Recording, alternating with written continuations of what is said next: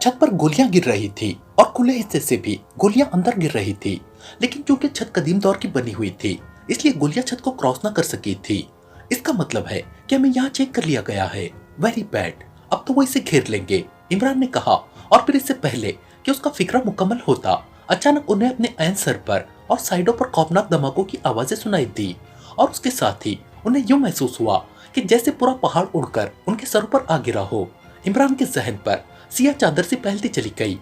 लेकिन थोड़ी देर बाद जब उसके तारीक जहन में रोशनी चमकी और फिर आहिस्ता आहिस्ता ये रोशनी फैलती चली गई, तो इमरान की आंखें खुल गई।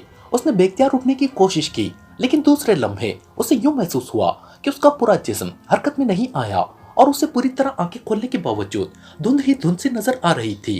पहले तो वो ये समझा था कि वो किसी ऐसी जगह मौजूद है जहां तारीकी छाई हुई है, लेकिन अब उसे एहसास हो रहा था कि वो किसी ऐसी जगह पर मौजूद है जहां उसके जिस्म पर बहुत ज्यादा वजन मौजूद है।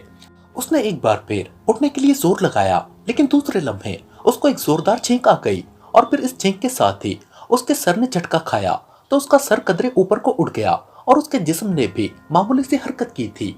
और फिर जैसे धमाका होता है, इस तरह उसके जहन में धमाका हुआ और उसे पूरी तरह एहसास हो गया कि वो उस टूटे फूटे खंडर के उस कमरे की छत के मलबे में दफन हुआ पड़ा है जहां पर बम मारा गया था। और ये धुंध भी उसे इसलिए नजर आ रही थी कि उसके चेहरे पर मिट्टी की मोटी सी तह चढ़ी हुई थी। शायद उसकी नाक और मुंह पर मिट्टी की तह ज्यादा न गिरी थी, इसलिए वो पूरी तरह दफन होकर हलाक होने से बच गया था। ये ख्याल आते ही उसे अपने साथियों का ख्याल आया, तो उसने तेजी से अपने आप को मिट्टी के उस ढेर से निकालने की कोशिश शुरू कर दी और फिर आहिस्ता आहिस्ता वो उस ढेर से बाहर निकल आने में कामयाब हो ही गया। उसके पूरे जिस्म में दर्द की तेज लहरें दौड़ रही थी। शायद मिट्टी और पत्थरों की वजह से जरबात आई थी, लेकिन बहरहाल कोई हड्डी नहीं टूटी थी और यही बात इमरान के लिए इत्मीनान बख्श थी। बाहर निकलकर उसने अपने लिबास को हाथों से झटक कर कदरे साफ किया और फिर वो बाहर जाने के लिए मुड़ रहा था कि उसे अपने साथियों का ख्याल आ गया। इतनी बात तो बहरहाल वो समझ गया था कि इस तबाहशुदा खंडर पर फायरिंग और बमबारी तो की गई है, लेकिन यहाँ की तलाशी नहीं ली गई, वरना वो खुद इस तरह मलबे के ढेर में दफन पड़ा न रह जाता। और इसका मतलब था कि उसके साथी भी इस मलबे के नीचे ही मौजूद हैं। और फिर उसने तेजी से आगे बढ़कर दोनों हाथों से मलबा हटाना शुरू कर दिया। इमरान को ढूंढो, इमरान को। अचानक इमरान को कुछ फासले से जूलिया की चीखती हुई आवाज सुनाई दी, तो इमरान बेख्तियार चौंक पड़ा। वो तेजी से पलटा और टूटी फूटी हुई दीवार की साइड से बाहर आ गया और उसके साथ ही उसके मुंह से बेख्तियार एक तवील सांस निकल गया, क्योंकि तमाम साथी बाहर मौजूद थे और सिर्फ जूलिया और तनवीर उठकर बैठे हुए थे, जबकि सफदर, कैप्टन शकील और सालेहा तीनों साकित पड़े हुए थे। मैं आ गया हूँ, इमरान ने कहा, तो जूलिया बेख्तियार उछलकर खड़ी हो गई। तनवीर भी तेजी से मुड़ा और फिर झटके से उठ खड़ा हुआ। ओ खुदाया, तेरा लाख लाख शुक्र है, वरना तुम्हें यहाँ ना पाकर मेरा तो दिल डूब गया था, जूलिया ने बेख्तियार लहजे में कहा। तो इमरान उसकी इस जज्बाती कैफियत पर बेख्तियार मुस्कुरा दिया। ये तुम सब मुझे छोड़कर बाहर कैसे आ गए? इमरान ने करीब पहुंचकर कहा।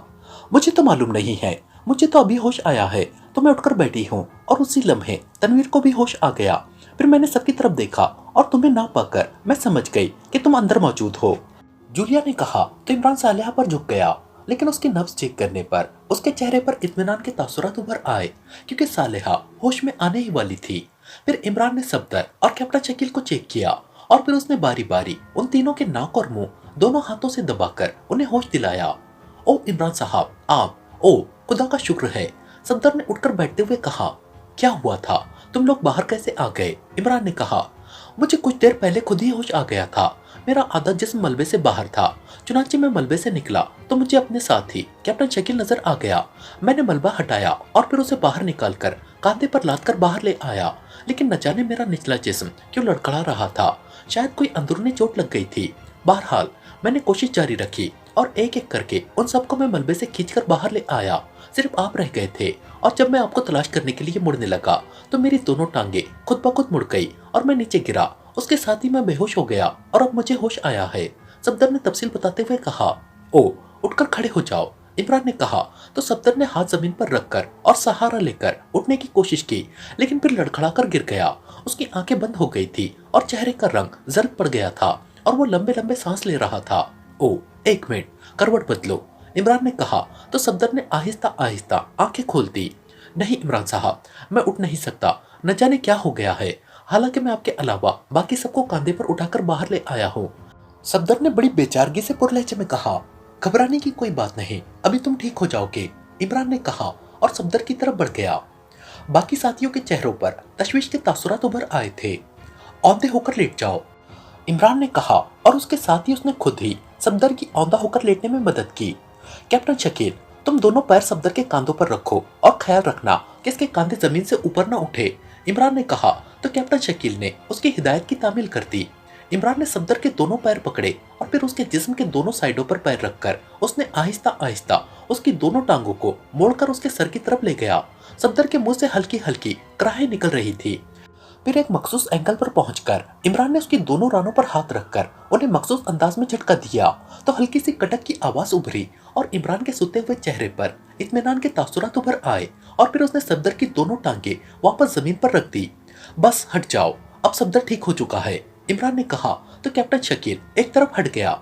उठो सफदर, अब तुम ठीक हो चुके हो, इमरान ने कहा तो सफदर ने आहिस्ता आहिस्ता साइड बदली और फिर उसकी दोनों टांगे सिमटी और दूसरे लम्हे एक झटके से उठ खड़ा हुआ। उसके साथ ही उसके चेहरे पर इंतहाई मसरत और इत्मीनान के तासुरात उभर आए। ओ इमरान साहब, हैरत अंगेज, अब मैं मुकम्मल तौर पर ठीक हूँ, मुझे क्या हुआ था, सफदर ने मसरत भरे लहजे में कहा।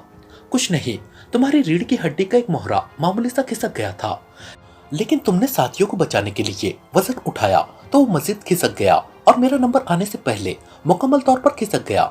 मैंने उसे फिर उसकी असल जगह पर दोबारा पहुंचा दिया है, इतनी सी बात है, इमरान ने ऐसे लहजे में कहा जैसे ये कोई बात ना हो।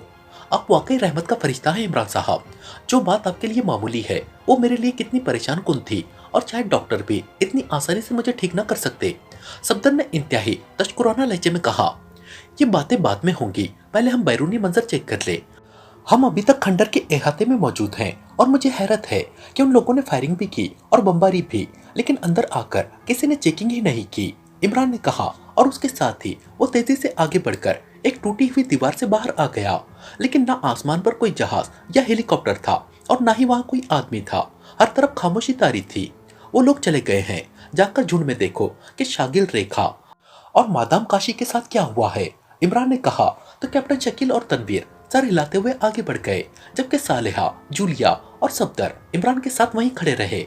हैरत है कि उन्होंने चेकिंग नहीं की, जूलिया ने कहा। हो सकता है कि उन्होंने की हो लेकिन हमें देख ना सके हो, बहरहाल अब वो सारे एरिया में हमें तलाश करेंगे, इमरान ने जवाब दिया। उनकी चेकिंग मशीनरी तबाह हो चुकी है, इसलिए अब ये चेकिंग आदमियों के जरिए होगी, लेकिन असल मसला तो पाकिस्तान पहुंचने का है।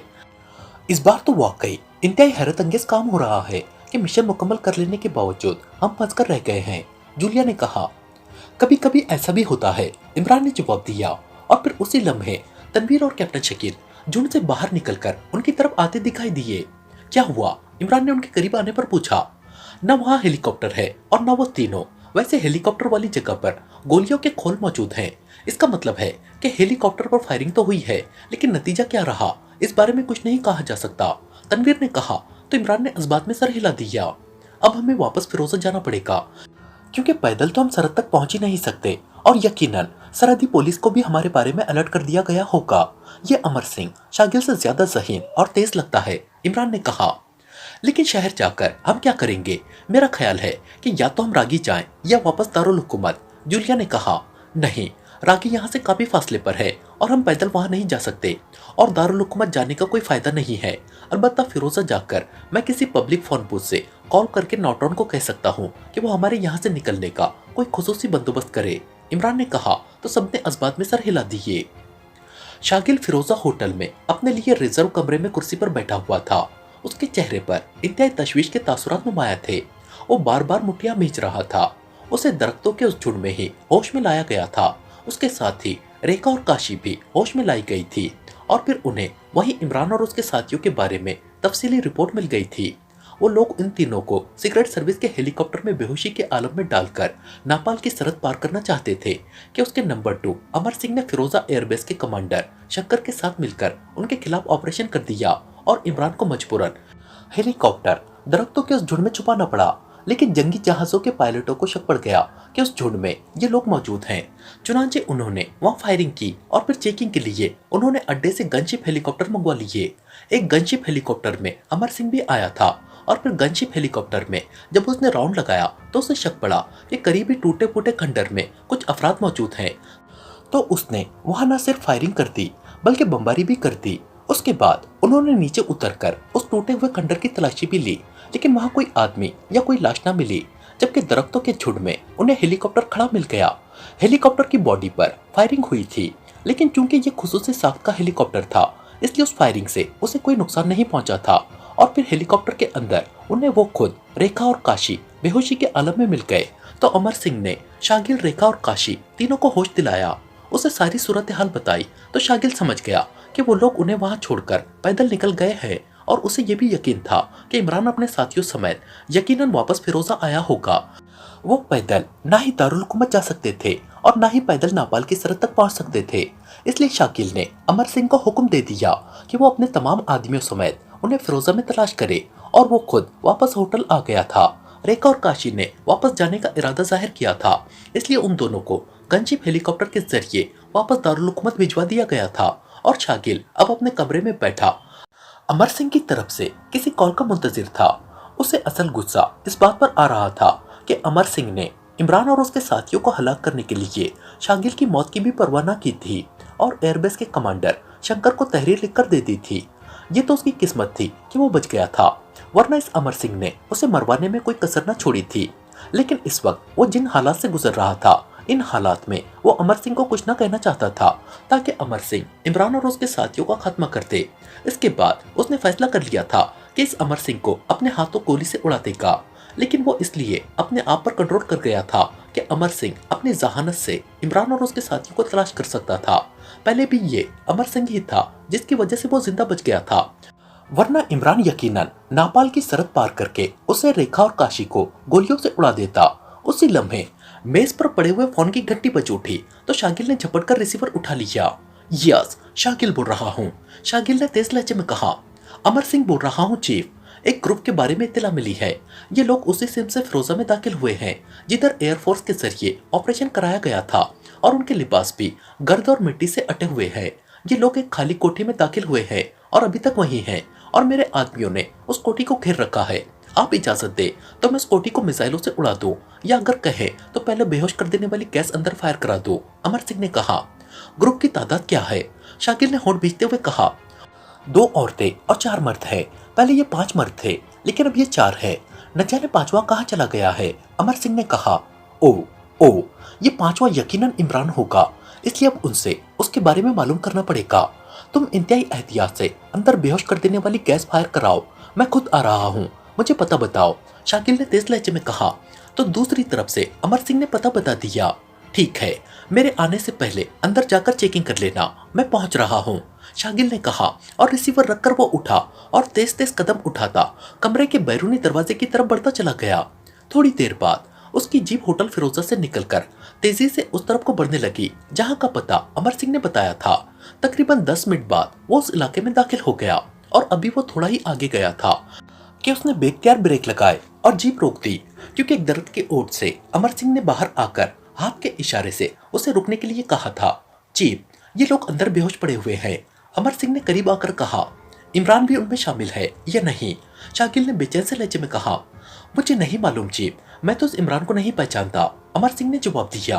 ओके, चलो अंदर, मैं देखता हूँ, शाकिल ने कहा, और उसके साथ ही उसने जीप को एक साइड पर करके रोका और उछलकर नीचे उतर आया। फिर वो अमर सिंह के साथ चलता हुआ एक कोठी के गेट की तरफ बढ़ता चला गया। साइड गेट खुला हुआ था। वो दोनों अंदर दाखिल हुए तो वहां सहन में शागिल के 2 मातहत मौजूद थे। कहाँ है ये लोग? शागिल ने मुड़कर अमर सिंह से कहा। आइए, अंदरूनी कमरे में है, अमर सिंह ने कहा, और तेजी से अंदर की तरफ बढ़ गया। शागिल उसके साथ ही चल रहा था, और फिर वो जैसे ही एक राहदारी से गुजरकर एक बड़े कमरे में दाखिल हुए, अमर सिंह बेख्तियार उछल पड़ा। उसके चेहरे पर इंतहाई हैरत के तासुरात उभर आए थे, क्योंकि कमरा खाली था। क्या हुआ? कहाँ है वो लोग? शागिल ने चीखते हुए कहा। चीफ, वो तो यहाँ बेहोश पड़े हुए थे, मैं खुद उन्हें देखकर बाहर गया हूँ, लेकिन अब तो यहाँ कोई भी नहीं है, अमर सिंह ने ऐसे लहजे में कहा जैसे उसे खुद अपने आप पर यकीन न आ रहा हो। उसी लम्हे उन्हें बाहर से हल्के हल्के धमाकों की आवाजें सुनाई दी तो वो बेख्तियार उछल पड़े। ये क्या हुआ है? उन दोनों ने उछलते हुए कहा, और फिर वो बाहर की तरफ मुड़ने ही लगे थे कि अचानक कटक की आवाज के साथ ही कोई चीज शागिल से टकराई, और उसके साथ ही शागिल का जहन तारीकी में डूबता चला गया। लेकिन फिर जिस तेजी से उसका जहन तारीकी में डूबा था, उतनी ही तेजी से उसे होश आ गया। वो बेख्तियार सीधा हो गया। उसने देखा कि वो उसी कमरे में फर्श पर पड़ा हुआ था, जबकि अमर सिंह भी उसके करीब ही मौजूद था और उसका जिस्म इस अंदाज में टेढ़ा मेढ़ा हो रहा था जैसे उसे होश आ रहा हो। और फिर शागिल बेख्तियार उठकर खड़ा हो गया। ये क्या है? हमें किसने बेहोश किया है? शाकिल ने गुस्सीले लहजे में कहा और तेजी से बैरूनी दरवाजे से बाहर राहदारी में आ गया। और फिर वो राहदारी क्रॉस करके जैसे ही बरामदे में पहुंचा तो वो बेख्तियार ठिठक कर रुक गया, क्योंकि बाहर सहन में उसके दोनों आदमी बेहोश पड़े हुए थे। चीफ चीफ, ये क्या हुआ है? उसी लम्हे उसे उकब में अमर सिंह की आवाज सुनाई दी तो शागिल ने बेख्तियार होंठ भींच लिए। अमर सिंह दौड़ता हुआ बरामदे में पहुंच गया और दूसरे लम्हे वो भी बेख्तियार ठिठक कर रुक गया। ये सब क्या है? अमर सिंह ने हैरत भरे लहजे में कहा। उसी लम्हे शागिल के कोट की जेब में मौजूद ट्रांसमीटर पर कॉल आना शुरू हो गई तो शागिल ने बेख्तियार चौंक कर जेब में हाथ डाला और ट्रांसमीटर बाहर निकाल लिया। Hello hello, Rekha calling over. Transmitter on होते ही रेखा की आवाज सुनाई दी तो शागिल एक बार फिर उछल पड़ा। उसके चेहरे पर हैरत के तासुरात उभर आए थे। यस, शागिल बोल रहा हूँ, ओवर। शागिल ने होठ चबाते हुए कहा। चीफ शागिल, मैंने ये बताने के लिए तुम्हें कॉल की है कि तुम अब इमरान और उसके साथियों को तलाश करना बंद कर दो, क्योंकि ये पूरा ग्रुप मेरे आदमियों के हाथ लग गया है और वो उन्हें लेकर दारुल हुकूमत पहुंच रहे हैं ताकि मैं उनकी लाशें काफिरिस्तान के सदर के सामने पेश कर सकूं, ओवर। दूसरी तरफ से रेखा की मसरत भरी आवाज सुनाई दी। तुम्हारे आदमियों के हाथ? क्या मतलब? तुम्हारे आदमी यहाँ फिरोजा में कहाँ से आ गए थे, ओवर? शागिल ने कहा। मैंने एयरफोर्स के अड्डे से अपने आदमियों को कॉल करके यहाँ बुलवा लिया था और वो हेलीकॉप्टर पर वहां पहुंच गए थे। मैंने उन्हें इमरान और उसके साथियों को तलाश करने का हुक्म दिया और खुद मैं और काशी दारुल हुकूमत चली गई। फिर मुझे इत्तला मिली कि मेरे आदमियों ने उन्हें ट्रेस करके बेहोश किया और फिर उन्हें हेलीकॉप्टर में लाद कर वो दारुल हुकूमत पहुंच रहे हैं। मैंने सोचा कि तुम्हें इत्तला कर दूं ताकि तुम ख्वामखा उनकी तलाश में हलकान न होते रहो, ओवर एंड ऑल। दूसरी तरफ से कहा गया और उसके साथ ही राब्ता खत्म हो गया। ये कैसे हो गया? ये कैसे मुमकिन है? शाकिल ने इंतहाई हैरत भरे लहजे में कहा। अजीब बात है चीफ कि ये लोग यहाँ मौजूद थे, हमने उन्हें बेहोश किया और वो गायब भी है और मादाम रेखा कह रही है कि वो उनकी तहवील में है, अमर सिंह ने कहा। ओ, तो ये बात है। ओ, इस मकान का कोई खुफिया रास्ता है और उन्हें यहाँ से बाहर तुम्हारे आदमियों की मौजूदगी के दौरान निकाला गया है। तलाश करो उस रास्ते को, तलाश करो जल्दी, शागिल ने कहा। लेकिन चीफ, अब इसका क्या फायदा? अब वो लोग यहाँ तो मौजूद नहीं होंगे, अमर सिंह ने कहा। सदर साहब को बताया तो जा सकता है कि हमने उन्हें ट्रेस करके बेहोश किया और पावर एजेंसी उन्हें ले उड़ी, शागिल ने होठ चबाते हुए कहा। ओ बॉस, असल में उन्होंने बाकायदा इंतकाम लिया है। जिस तरह हम उन लोगों को उनकी तहवील से उठा लाए थे उसी तरह वो उन्हें हमारी तहवील से ले उड़े हैं, अमर सिंह ने कहा। ओ, वाकई ऐसी ही बात होगी, लेकिन अब हमें फौरन उनके पीछे जाना होगा। मुझे यकीन है कि ये लोग अभी दारुल हुकूमत नहीं पहुंचे, क्योंकि हमें बाकायदा कमरे में ही बेहोश किया गया था जहां ये लोग मौजूद थे, और अगर हमें उनका कोई क्लू मिल जाए तो हम आसानी से उन्हें वापस हासिल कर सकते हैं, शागिल ने कहा। तो अमर सिंह सर हिलाता हुआ मुड़ा और तेज तेज कदम उठाता वापस राहदारी की तरफ बढ़ता चला गया। इमरान अपने साथियों समेत एक खाली कोठी के कमरे में मौजूद था कि अचानक उसका जहन तेजी से घूमने लगा। उसके कानों में अपने साथियों की आवाजें भी पड़ी और उसने अपने जहन को कंट्रोल करने की भी कोशिश की, लेकिन बेसूद उसका जहन तारीकी में डूबता चला गया था। और फिर जिस कदर तेजी से उसका जहन तारीक हुआ था उसी तेजी से उसके तारीक जहन में रोशनी फैलने लगी और उसके साथ ही उसके कानों में किसी की आवाज पड़ी तो उसने बेख्तियार आंखें खोल दी। आप शागिल को कॉल करके ये कह दे मादाम कि पाकिस्तानी एजेंट अब तक पहुंच चुके हैं ताकि वो इस कोठी से चला जाए और हम उन्हें निकाल कर ले जा सके, ओवर। एक आदमी की तेज आवाज करीब से ही सुनाई दे रही थी। इमरान ने सर उठाकर देखा तो उसने एक आदमी को हाथ में पकड़े हुए ट्रांसमीटर पर बात करते हुए देखा। वो आदमी वहां अकेला था, जबकि इमरान के सारे साथी उसके करीबी फर्श पर बेहिस वो हरकत पड़े हुए थे। तुमने उनका खात्मा कर देना था, ओवर, मादाम रेखा की आवाज सुनाई दी। मैंने उन्हें बेहोश कर दिया था, लेकिन इससे पहले कि हम उन एजेंटों को यहाँ से निकालते, शाकिल और अमर सिंह दोनों ऊपर होश में आ गए हैं, जबकि उनके आदमी बाहर मौजूद है और अगर उन्हें शक पड़ गया तो वो हमें गोलियों से उड़ा देंगे, ओवर। उस आदमी ने कहा। ओके, मैं करती हूँ उसे कॉल, ओवर एंड ऑल, रेखा ने कहा और उस आदमी ने ट्रांसमीटर ऑफ करके जेब में डाल लिया। इमरान ने आंखें बंद कर ली। वो फौरी तौर पर हरकत में ना आना चाहता था क्योंकि उसके सारे साथी बेहोश थे और इमरान ने देखा था कि वो एक तहखाने नुमा हॉल कमरे में मौजूद थे। फिर तकरीबन 15 मिनट बाद खटक की आवाज सुनाई दी तो वो आदमी बेख्तियार चौंक पड़ा।